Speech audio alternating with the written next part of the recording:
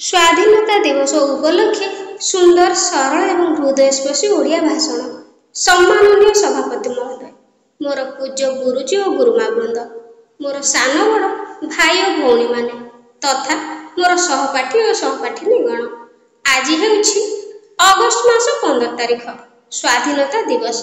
ଆଜି ଏହି ପବିତ୍ର ଦିବସରେ ମୋତେ କିଛି କହିବାକୁ ସୁଯୋଗ ମିଳିଥିବାରୁ ମୁଁ ନିଜକୁ ଧନ୍ୟ ମନେ କରୁଛି। ଆମ ଦେଶ ଭାରତ 1947 ମସିହା ଅଗଷ୍ଟ ମାସ 15 ତାରିଖ ଦିନ ସ୍ୱାଧୀନ ହୋଇଥିଲା। ଆଜି ଆମେ ଆମ ଦେଶର 79ତମ ସ୍ୱାଧୀନତା ଦିବସ ପାଳନ କରିବାକୁ ଯାଉଛେ। ଯାହା ଅଛି ଭାରତେ ତାହା ନାହିଁ ଜଗତେ। ଏହି ଭାରତର ଭୂମି ପବିତ୍ର, ସମୃଦ୍ଧ, ରତ୍ନଗର୍ଭା, ଉଚ୍ଚ ସଂସ୍କୃତି ସମ୍ପନ୍ନ। ଏହାକୁ ସୁନାର ଭାରତ ବୋଲି କୁହାଯାଏ। ବୈଦେଶିକ ଶାସକମାନେ ଏହା ଉପରେ ବାରମ୍ବାର ଲୋଲୁପ ଦୃଷ୍ଟି ପକାଇ ଆସିଛନ୍ତି। ଭାରତବର୍ଷ ବହୁ ବର୍ଷ ଧରି ସ୍ୱାଧୀନତା ହରାଇଥିଲା। ଫରାସୀ, ପର୍ତ୍ତୁଗୀଜ, ଡଚ, ସ୍ପେନ, ଇଂରେଜମାନେ ଆମ ଦେଶକୁ ଆସି ବାଣିଜ୍ୟ ବ୍ୟବସାୟ କରିବାକୁ ଆସି କୂଟନୀତି ପ୍ରୟୋଗ କରି ଆମ ଦେଶର ଶାସନ ଭାର ହାତକୁ ନେଲେ ଏବଂ ଆମ ଦେଶରୁ ବହୁ ଧନରତ୍ନ ଲୁଟିଲେ। ପ୍ରତିବାଦ କଲେ ଲାଠି ପ୍ରହାର, ଗୁଳିମାଡ଼, ଜେଲ ଦଣ୍ଡ, ଫାଶୀ ଖୁଣ୍ଟରେ ଝୁଲିବାକୁ ପଡୁଥିଲା। ସେତେବେଳେ ଆମ ଦେଶକୁ ରକ୍ଷା କରିବାକୁ ଭାରତ ଭୂମିରେ ଆବିର୍ଭାବ ହୋଇଥିଲେ ବହୁ ସ୍ୱାଧୀନତା ସଂଗ୍ରାମୀ ତଥା ଦେଶପ୍ରେମୀ। ପ୍ରକୃତ ସ୍ୱାଧୀନତାର ଆନ୍ଦୋଳନ 1857 ମସିହା ସିପାହୀ ବିଦ୍ରୋହରୁ ଆରମ୍ଭ ହୋଇଥିଲା।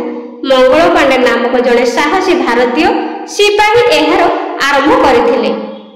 ସମଗ୍ର ଦେଶରେ ଏହାର ପ୍ରଭାବ ପଡ଼ିଲା।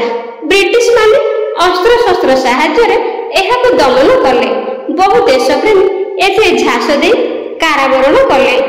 ଚନ୍ଦ୍ରଶେଖର ଆଜାଦ, ଭଗତ ସିଂ, ଲକ୍ଷ୍ମଣ ନାୟକ, ଜୟ ରାଜଗୁରୁଙ୍କ ଭଳି ମହାନ ବ୍ୟକ୍ତିମାନେ ଦେଶ ପାଇଁ ସଂଗ୍ରାମ କରି ଶହୀଦ ହେଲେ। ଶେଷରେ ମହାତ୍ମା ଗାନ୍ଧୀ, ସୁଭାଷ ଚନ୍ଦ୍ର ବୋଷ, ଜବାହରଲାଲ ନେହେରୁ, ଡକ୍ଟର ରାଜେନ୍ଦ୍ର ପ୍ରସାଦଙ୍କ ଭଳି ସ୍ୱାଧୀନତା ନେତୃବୃନ୍ଦ ଆନ୍ଦୋଳନରେ ଭାଗ ନେବା ଫଳରେ କୋଟି କୋଟି ଦେଶବାସୀ ଆନ୍ଦୋଳନରେ ଭାଗ ନେଲେ।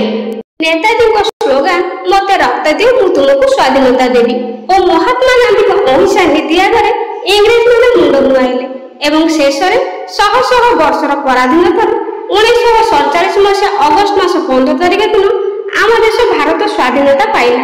ସେବେଠାରୁ ସ୍ୱାଧୀନତା ଦିବସ ପାଳନ କରି ଆସୁଛେ। ତେଣୁ ଆଜିର ଏହି ଦିନରେ ଆମେ ଶପଥ ନେବା ଉଚିତ ଯେ ଆମ ଦେଶ ଭାରତବର୍ଷକୁ ସୁଦୃଢ଼, ସମୃଦ୍ଧି, ଶକ୍ତିଶାଳୀ ଓ ବିକାଶ ପାଇଁ ଆମେ ସମସ୍ତେ ଭାରତବାସୀ ଏକ ହୋଇ ଜାତୀୟ ପତାକାକୁ ସମ୍ମାନ ଦେଇ ଭାରତ ମାତାର ଟୀକା ରଖିବା। ମୁଁ ଏତିକି କହି ମୋର ବକ୍ତବ୍ୟ ଶେଷ କରୁଛି। ଜୟ ହିନ୍ଦ, ଜୟ ଭାରତ। ଭିଡ଼ିଓଟି ପସନ୍ଦ ଆସିଥିଲେ ଲାଇକ୍ କରିଦେବେ ଏବଂ କମେଣ୍ଟରେ ନିଶ୍ଚିତ